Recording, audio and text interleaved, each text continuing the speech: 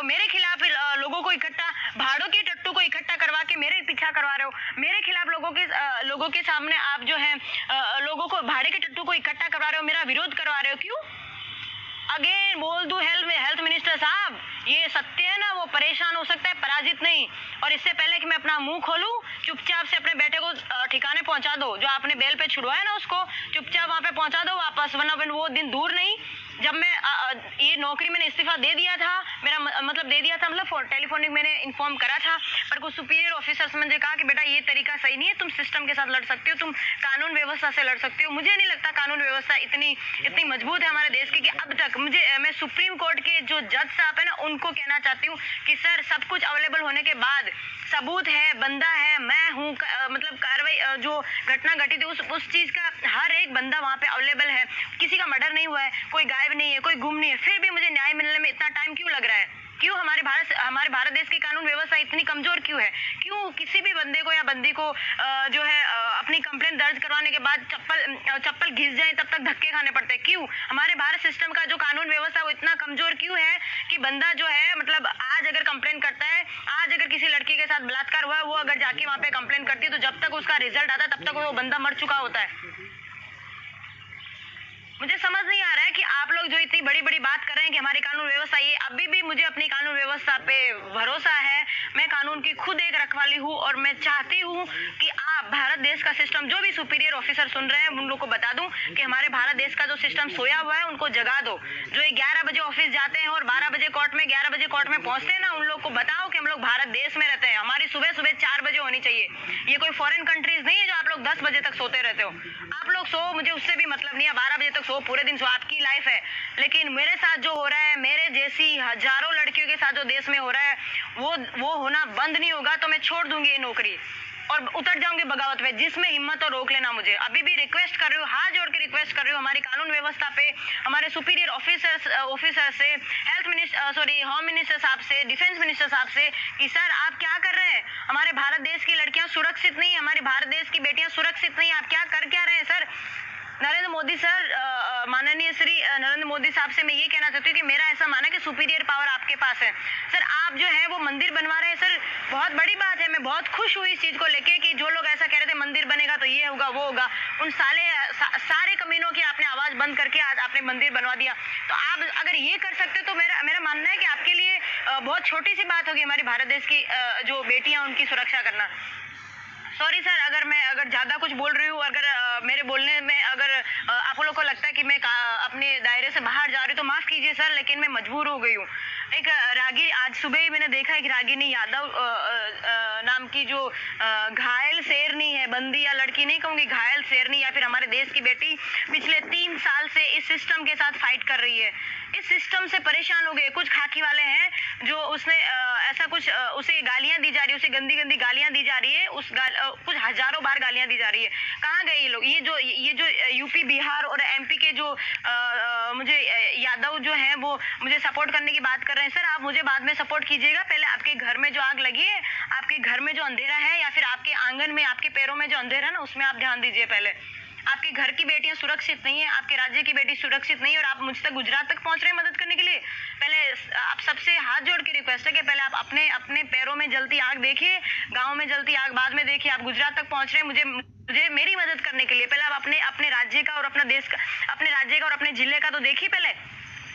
ठीक है, कोई बात नहीं, आप लोग मेरी मदद के लिए आ रहे हैं, आप सबका धन्यवाद है कि आप मेरी मदद के लिए आ रहे हैं। पर मैं आपको कहना चाहती हूँ कि मैं तो इस काबिल हूँ कि मैं अपने आप की मदद कर लूंगी, लेकिन वो बेटी भी इस काबिल है। वो अकेली शेरनी पिछले 3 साल से उन हरामियों के साथ लड़ाई कर रही है, वो उसे गालियां दे रहे, गंदी गंदी गालियां दे रहे, फिर भी उस सिस्टम के साथ, लोगों के साथ फाइट। कुछ पुलिस वाले गद्दार, यस आज मैं कहना चाहती हूँ, कुछ पुलिस वाले गद्दार जो नौकरी और खाते सरकार के हैं और गुलामी करते हैं इन भ्रष्ट नेताओं को।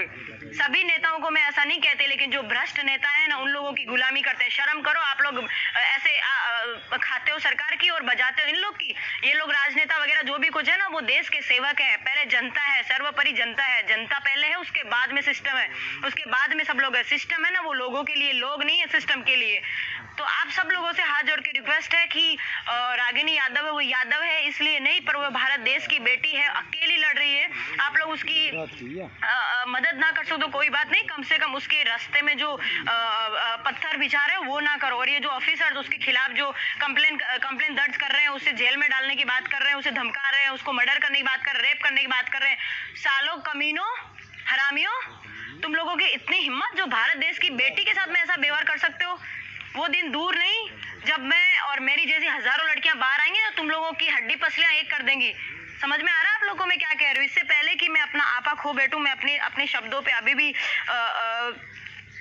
भी मैं कंट्रोल रखना चाहती हूँ। मैं नहीं चाहती कि जो है किसी भी नहीं, चलो मैं नहीं डरती किसी भी, कुछ भी जहाँ जिसको फंसाना है फंसा ले, ठीक है, जिसको जो बिगाड़ना बिगाड़ ले।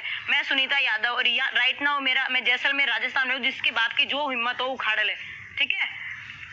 मुझे यकीन है अभी भी भारत देश की कानून व्यवस्था पे, भारत देश की जो है यहाँ मैं तो ये कहना चाहती हूँ, ये कहाँ गए स्त्री सशक्तिकरण वाले, बाल विकास वाले, ये वो जो मुझे कांटेक्ट कर रहे हैं, कहाँ हैं आप लोग? मानव अधिकार वाले कहाँ हैं? कहाँ आप लोग अभी कहाँ हैं? कहाँ सो रहे हैं क्या? नींद नहीं टूटी क्या आप लोगों की अभी तक?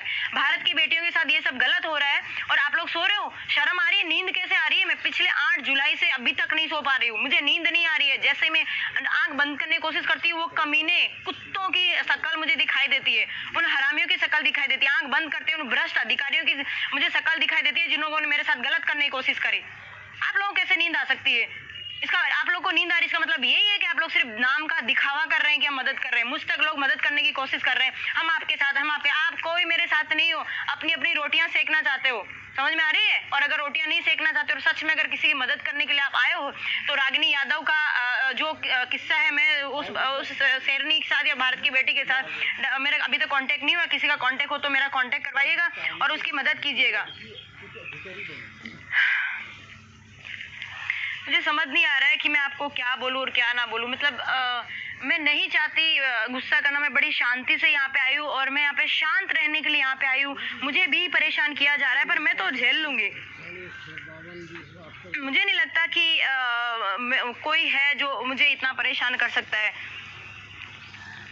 लास्ट में अपने ये एफबी लाइव खत्म करके बस ये कहना चाहती हूँ कि मेरा मुंह मत खुलवाओ, इससे मैं शांत हूँ, मुझे शांति रहने दो।